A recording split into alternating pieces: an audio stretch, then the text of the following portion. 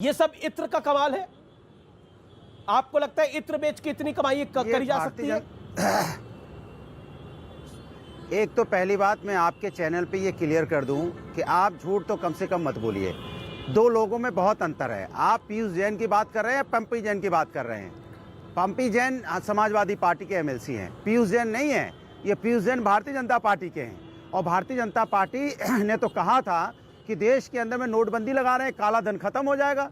ये पीयूष जैन के घर से निकला हुआ एक एक नोट चिल्ला के चीख चीख के कह रहा है जी कि भारतीय जनता पार्टी, केंद्र सरकार, आपका जो स्कीम थी नोटबंदी फेल है, फेल है, फेल है। हम तो जिंदा हैं, काला धन तो यहाँ है। इसके मतलब आपकी नोटबंदी का क्या असर है? ये सरकार की जिम्मेदारी बनती थी कि किसी के यहाँ इतना बड़ा नोट का जखीरा रखा हुआ है तो सरकार क्या कर रही थी? क्यों नहीं सरकार ने उसको पहले ही पकड़ लिया होता? ये सरकार वो है जो सरकार अपनी नाकामी, नहीं मेरी बात सुनिए, ये अपनी नाकामी छुपाने के लिए दूसरों में डालती है। ये ऐड मैं आपको बता रहा हूं, एक सेकंड। एक ऐड है शिखर पान मसाले का, जिसमें क्या लिखा जा रहा पता है? सबका साथ सबका विकास, शिखर पे भारतीय जनता पार्टी। ये रहा, उसके यहाँ भी रेड है, रेड पड़ी है। ये देखिए ऐड, जूम करके दिखा दीजिए, भारतीय जनता पार्टी का ऐड है और भारतीय जनता पार्टी का शिखर पान मसाला उसका ऐड लगा रहे हैं। जब हम लोगों ने इसको ट्रैक कर लिया, इसको रिट्वीट करना शुरू किया तो उन्होंने डिलीट कर दिया। इसके मतलब भारतीय जनता पार्टी सीधी इन्वॉल्व है शिखर पान मसाले में और इस तरह का जो 2000। देखिए अमीश भाई, एक तो धन्यवाद आपको, आपने आज शुरू में अनुराग शांत आपने अपने वक्तव्य को रखा। आप ही की बात को आगे बढ़ाया ना, शांत रहिए। अब प्रचार किसका? नहीं देखिए, अब इसमें फैलने की जरूरत नहीं है। वो लखनऊ की भाषा में बोलता है कि हम फैल जाएंगे। अब फैलने की जरूरत नहीं है। अब आपने बोला, अपने वक्तव्य को रखा। आपने बोला 1700 रुपए का जो मामला पकड़ा गया वो तो आपका था, 257 करोड़ रुपए वाला मामला बीजेपी का है। संबित पात्रा। देखिए अमीश जी, एक तो मैं आपको धन्यवाद देना चाहता हूं। आज आपने शुरू में कहा बहुत गंभीर मसला है, इसमें कोई ओहापोह की स्थिति, कोई चिल्ला चोट मचाने वाली स्थिति डिबेट में नहीं होनी चाहिए। जनता तक संदेश क्लियरली जाना चाहिए। अमीश भाई, याद करिए, जिस दिन ये रेड पड़ रहे थे उस दिन समाजवादी पार्टी ने 2-3 चीजें स्पष्ट रूप से कहा था। एक तो उन्होंने कहा था बदले के भाव के साथ, राजनीतिक विद्वेष के भाव के साथ Bharatiya Janata party central agency का दुरुपयोग करते हुए ये रेड करा रही है। दूसरा उन्होंने कहा था अगर पैसे निकलते तो पैसे कैमरे में दिखाते, अलमारी पैसे से भरे हुए दिखाते।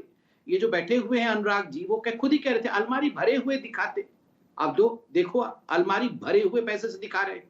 और ये 1700 नहीं, उस दिन 17,000 रुपए कह रहे थे। इनके प्रवक्ता के लिए 17,000 कह रहे थे, जिन्होंने बाद में 68 करोड़ रुपए स्वयं एक्सेप्ट कर लिया।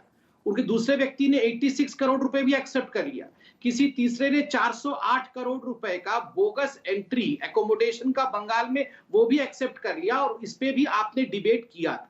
तो इसलिए ये जितने भी रेड हुए थे, कोई भी अकारण रेड नहीं हुए थे। हाँ, कहीं पर 68 करोड़ मिले, कहीं 86 करोड़ मिले, कहीं पर 257 करोड़ मिले। आप विडंबना देखिए, 257 करोड़ इतनी बड़ी रकम है कि उसके सामने ये 100 करोड़ 68, 86 ये छोटे रकम लग रहे हैं।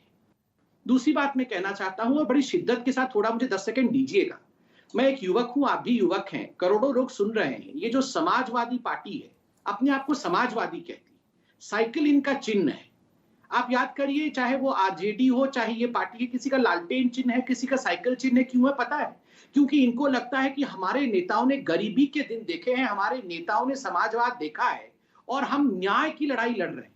आज बड़े दुख के साथ कहना पड़ रहा है, साइकिल तो केवल चिन्ह के रूप में रह गया है, लालटेन केवल चिन्ह के रूप में रह गया है। आज उसके पीछे की कहानी आपके सामने पर्दे में दिख रहा है, सेफई समाजवाद। ये जो सेफई समाजवाद है, जिसमें किस प्रकार से इनके बर्थडे मनाए जाते थे, साइकिल आपके चुनाव चिन्ह दिखाए जाते हैं, मगर लैम्बोर्गिनी पीछे कितनी रखी हुई है, इसकी भी कहानी कई बहुत प्रतिष्ठित अखबारों ने किया है। ये जो समाजवाद की कहानी है, आज मैं देश से पूछना चाहता हूं, क्या इस समाजवाद के कारण आप लोगों को भ्रमित करने की चेष्टा नहीं कर रहे हैं? कि जो इत्र का कारोबारी है, अभी आपने उस इत्र के कारोबारी को, वो मास्क पहनकर इनके ही प्रेस कॉन्फ्रेंस में जहां इत्र लॉन्च हो रहा था वो बैठा था। और उस दिन मैंने आपके डिबेट में पार्टिसिपेट नहीं किया था, मगर मैंने डिबेट में खुद भदौरिया जी को देखा था। वो इत्र लेकर आए थे, वो खुद इत्र लेकर आए थे और कह रहे थे ये इत्र लगाने से जो है बड़ा अच्छा हो जाएगा, हेट क्राइम समाप्त हो जाएगी। ये है वो इत्र की कहानी।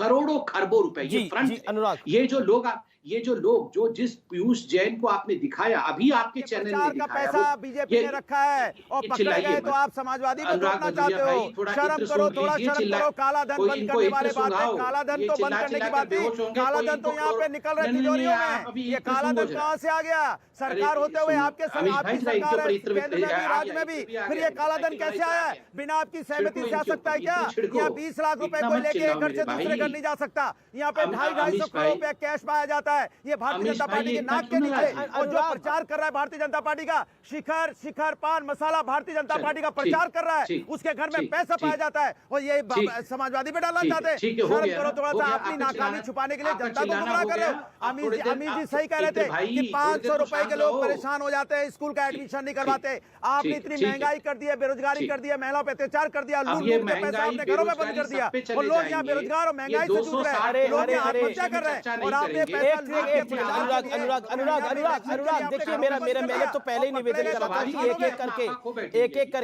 एक एक करके बोलिए। आपने तो उस दिन एक दिन मेरे कार्यक्रम में आप आए थे, आपने बोला देखिए इत्र लगाइए सबको शांति मिलेगी। आप तो खुद ही शांति नहीं रख रहे। अनुराग एक एक करके ना, आप 40 सेकंड बोले, संबित पात्रा 40 सेकंड बोले। देखिए एक सेकंड, अनुराग सवाल तो सुने जवाब देने से पहले। अनुराग सवाल तो सुने जवाब देने से पहले। देखिए ये बड़ा इंटरेस्टिंग है बात कि मेरे को एक कहानी याद आती है, छोटी सी कहानी है। एक बच्चा पेपर दे रहा था, उस बच्चे को लगा कि अब मैं इस पेपर को देता हूं और क्योंकि एग्जामिनेशन है, मैं इस पेपर को मैं दूंगा, लेकिन वो चीटिंग करता हुआ पकड़ा गया। और जब वो चीटिंग करता हुआ पकड़ा गया, उसने बोला देखिए मैं चीटिंग नहीं कर रहा था, सामने वाला दिखा रहा था। लेकिन जो सामने वाला है वो तो अपना काम ठीक से ही कर रहा था, लेकिन पीछे वाला चीटिंग कर रहा था। लेकिन उस बच्चे को क्योंकि अपने यहां से ध्यान हटाना था, उसने बोला तो सामने वाला दिखा रहा था, लेकिन वो ये नहीं बता रहा कि मैं देख रहा था, वो तो अपना सामान्य काम कर रहा है।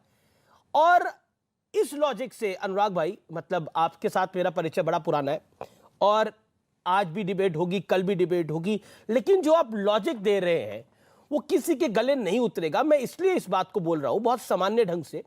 आप एक एक करके हम धागे को खोलते हैं, आप भी उसके लिए तैयार होंगे मुझे लगता है, क्योंकि आप भी चाहेंगे कि आपकी पार्टी से पूरी तरह से स्पष्टीकरण जाए। एक एक करके धागे को हम खोलेंगे, आप मेरे साथ तैयार है। संबित मैं आपको मौका दे रहा हूं, आपको कम समय मिला है, मैं जान रहा हूं उस बात को, लेकिन आज अनुराग भदौरिया परेशान है और लगातार बोल रहे हैं और उनकी परेशानी की वजह शायद उनको लग रहा है कि उनकी, मैं झूठ को रोक रहा हूं। हाँ बिल्कुल, आप झूठ फैलाया जा रहा है, उसको रोकने के लिए मैं बोल रहा हूं। अनुराग मैं तो वही कह रहा हूं कि आप परेशान हैं क्योंकि आप झूठ का पर्दाफाश करना चाह रहे हैं और मैं चाहता हूं अनुराग भाई, मैं चाहता हूं मैं आपकी मदद करूं। अनुराग भाई, अनुराग जी मैं चाहता हूं मैं इस झूठ का पर्दाफाश करने में आपकी मदद करूं। अनुराग सवाल सुनिए। अनुराग देखिए आप तो मुझे जानते हैं, मैं तो ऐसे कार्यक्रम नहीं करता। नहीं करो ना, शिखर वाला दिखा दो। अरे बिल्कुल सारा कुछ दिखा रहा हूं मैं, हर कुछ दिखा रहा हूं। दिखाओ ना, ऑडियो डाउन करना पड़ेगा।